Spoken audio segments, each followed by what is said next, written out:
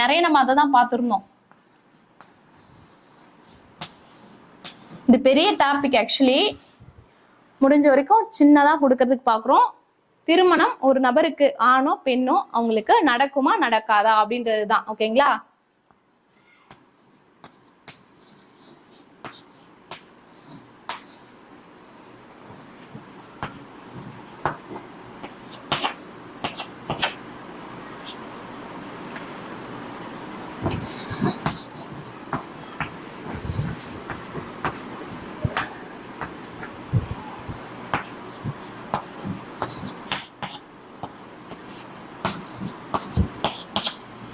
இப்போ ஒருத்தங்களுக்கு திருமணம் நடக்கணும் அப்படின்னா எந்தெந்த பாவங்கள் நல்லா இருக்கணும் அப்படின்னு சொல்லி பார்க்கணும். ஃபர்ஸ்ட் லக்னாதிபதி. ஓகேங்களா?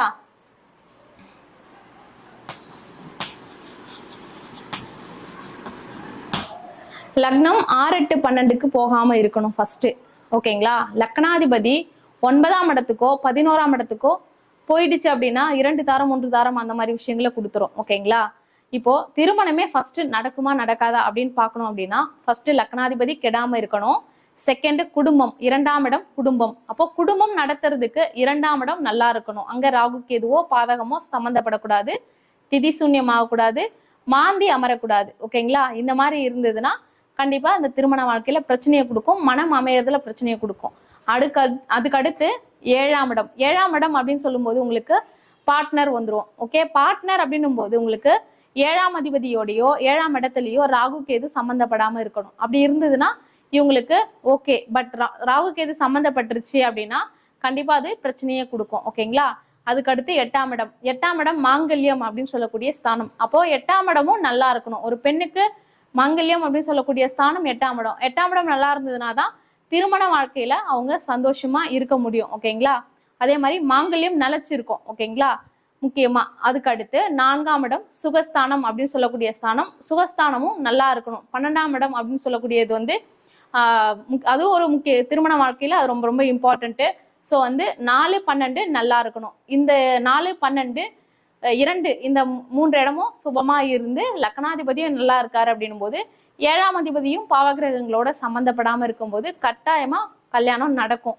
இது எல்லாமே கெட்டு போயிருக்கு அப்படின்னா கண்டிப்பா கல்யாணம் நடக்கிறதுக்கு வாய்ப்பு குறைவு அப்படின்னு சொல்லுவோம். என்ன காரணம் அப்படின்னா 7ஆம் இடம் கெட்டு போயிட்டு, 2ஆம் இடம் 4ஆம் இடம் 12ஆம் இடமும் கெட்டு போயிட்டு 8ஆம் இடம் சொல்லக்கூடிய மாங்கல்யமும் இல்லாம இருந்ததுன்னா திருமணத்துல அவங்களுக்கு கண்டிப்பா இன்ட்ரெஸ்ட் இல்லாம இருக்கும். இல்ல திருமணம் பண்ணாலும் நான் பண்ணிக்கவே மாட்டேன் அப்படிம்பாங்க, அமையவும் அமையாது. ஓகேங்களா? ஒரு பெண்ணுக்கு நம்ம வரன் பார்க்கிறோம் அப்படின்னும் போது செவ்வாய் வந்து கெட்டு போகக்கூடாது. அதாவது நீச்சமாக கூடாது, அஸ்தங்கமாக கூடாது. செவ்வாய் வந்து நல்ல நிலையில இருக்கணும். திதி சூன்யமாக கூடாது, பாதகாதிபதியாகவும் வரக்கூடாது. ஓகேங்களா? ஏதாவது ஒண்ணு இருந்தா பிரச்சனை கிடையாது. 2, 3 அமைப்புகள்ல இருந்ததுன்னா கண்டிப்பா அது பிரச்சனையை கொடுத்துரும். ஓகேங்களா? அதாவது செவ்வாய் வந்து கேதுவோட அமைகிறது கூட பெண்கள் வாழ்க்கையில பெரிய அளவுக்கு பிரச்சனையை கொடுக்குது. அதே அமைப்பு தான் ஆண்களுக்கு. சுக்கிரன் கேதுவோட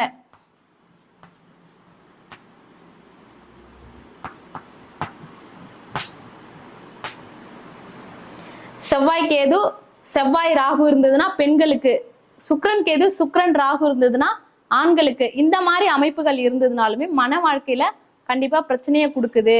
இது வந்து சுக்கிரன் கேது இணைவு இருக்கிறது மட்டும் இல்லாம சுக்கிரன் கேது திதி சூன்யத்துல போய் அமர்றது, சுக்கிரன் கேது பாதகாதிபதியா வர்றது, சுக்கிரன் கேது பாதகாதிபதியோட சேர்ந்து இருக்கிறது, இப்படி வந்து எல்லாமே கொலாப்ஸ் ஆகி இருக்கு அப்படின்னா கண்டிப்பா அவங்களுக்கு மன வாழ்க்கை அமையறது கஷ்டம் தான். அமைஞ்சாலும் நிலைக்கிறது கிடையாது. ஓகேங்களா?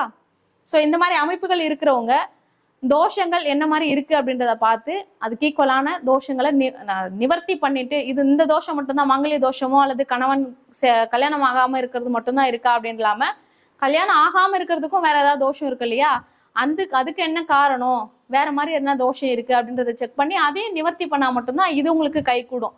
ஸோ இதை பண்ணீங்கன்னா உங்களுக்கு கண்டிப்பா கல்யாணம் கைக்கூடி வரும். ஓகேங்களா? சிலருக்கு அமையவே அமையாது அப்படின்னா கண்டிப்பா எல்லா இடமே கெட்டு போயிருக்கும். 12, 4, 2, 7 லக்னம் எல்லாமே கெட்டு போச்சு, பிளஸ் 8ம் கெட்டு போச்சு அப்படின்னா கல்யாணம் ஆகிறதுக்கு வாய்ப்பு மிகவும் குறைவு. ஓகேங்களா?